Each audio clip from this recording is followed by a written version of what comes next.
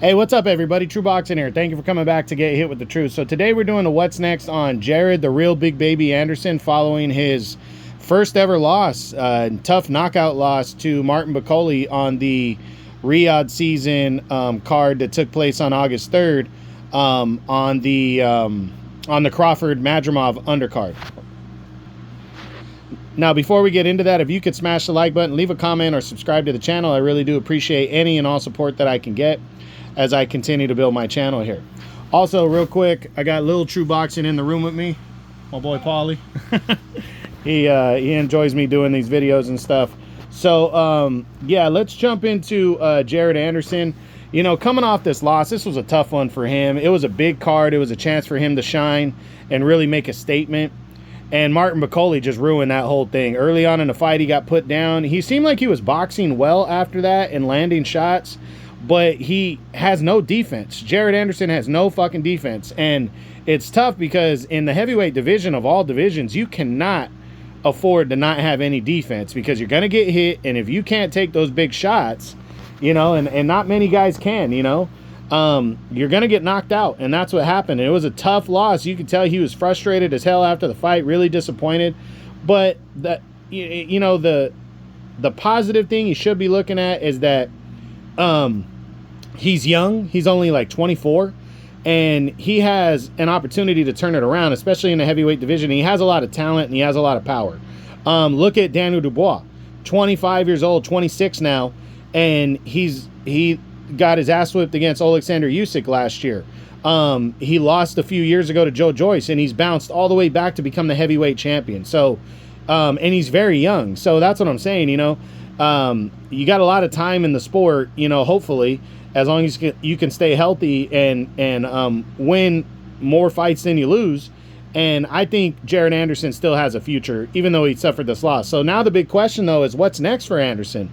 Always tough to gauge when you're coming off of your first loss, or any kind of a loss, especially a knockout loss.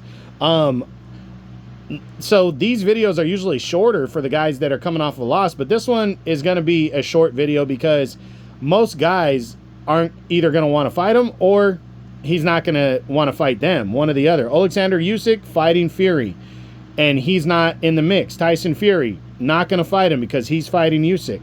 Anthony Joshua, if Joshua becomes the heavyweight champion, he's focused on the winner of Usyk Fury.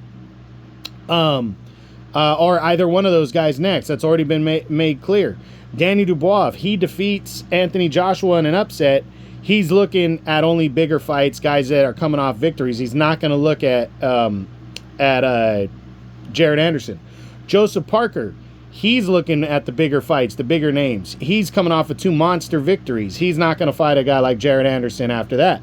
Zhilei Zhang Anderson wouldn't be interested, and Zhang wouldn't be interested. Filip Hrgović, also coming off of a loss, but I don't think Anderson would want to go in against a guy with the talent and power of Filip Hrgović in his next fight, so I don't see that one. Joe Joyce, would Anderson want to take that risk against Joe Joyce? Would Joe Joyce want to take that risk coming off of a loss? That's tough to gauge, and I have to say no to that one. Ajit Caballel, no way. Caballel is on fire right now, and Anderson wouldn't want to fight him. And not sure Caballel would want to fight Anderson outside of the fact that Anderson does have a name, and Caballel just wants to keep gobbling up names so he can get himself a big fight. So I don't see that one. Guys outside of the top 10, he's not going to get a rematch with Bakole, nor does he want it.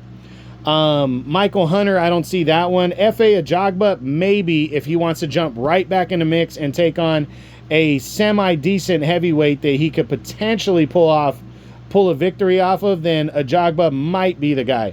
Lenny or Pero, I mean, I think it's kind of a risk. And then Mike Perez is a possibility. So, to be honest, nobody in the top 10 is going to fight Jared Anderson, or Anderson is not going to want to fight them. The couple other guys that might be possibilities are F.A. Ajagba. They're both with Top Rank. His only loss is to Frank Sanchez. He might... that might be a possibility if Anderson wants to jump back into the serious mix. And then former world title challenger Mike Perez, maybe.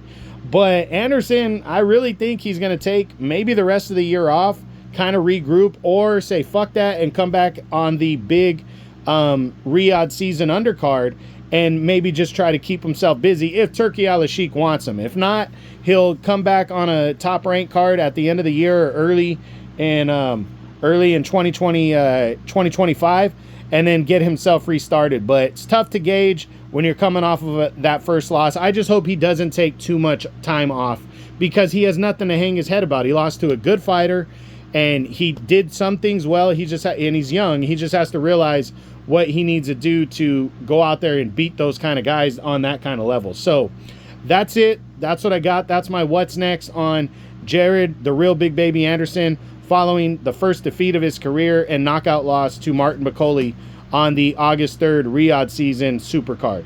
I hope you enjoyed the video. If you did, smash the like button, leave a comment, or subscribe to the channel. This is True Boxing. You say it, Paulie. And this is Little True Boxing. You say, you've been hit with the truth. You've been hit with the truth. You've been hit with the truth.